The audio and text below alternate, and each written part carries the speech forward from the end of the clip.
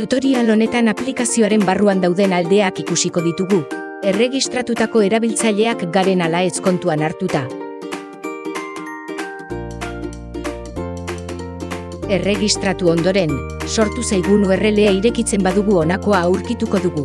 Hemen aukera daukagu hizkuntza aldatzeko, eta baita ere joko mota aukeratzeko. Hau soilik erregistratuak dauden erabiltzaileentzako izango da. Gure URL-a beste erabiltzaile edo ikasleekin partekatzen badugu menua mugatuagoa izango da.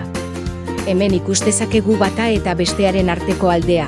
Ezkerrekoa erregistratua dagoen erabiltzaile batek ikusiko lukeen menua izango litzateke eta eskuinekoa ordea, erregistratua ez dagoen erabiltzaile batena.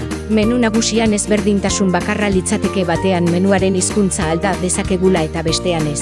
Baina joko modu batera sartzen bagara, bata eta bestearen arteko aldeak nabariagoak dira.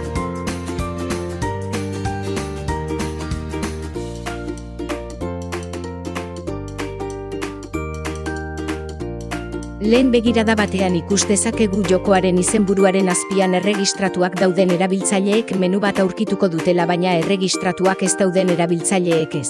Menu hau, galdeak sortzeko, jokoan zehar lurraldeak eskuratzeko, eta bar erabiliko dugu. Erregistratuak ez daudenek jokoa aukeratu, kargatu eta mapa ikusi ahal izango dute, baina ezingo dituzte aldaketak egin jokoan.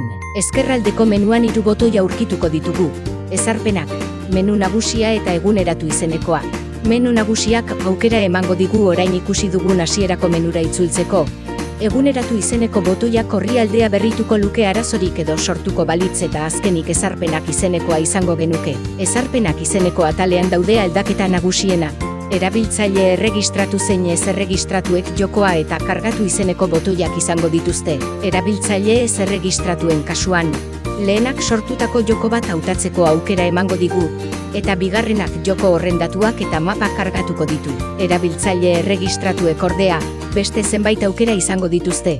Jokoak kargatzeaz gain, joko horretan ematen diren aldaketak gordea ahal izango dituzte. Joko bat berrabiarazi jokalari eta taldeen datuak gordez edota jokoa hustu eta berriro hasi taldeak sortzen eta bar.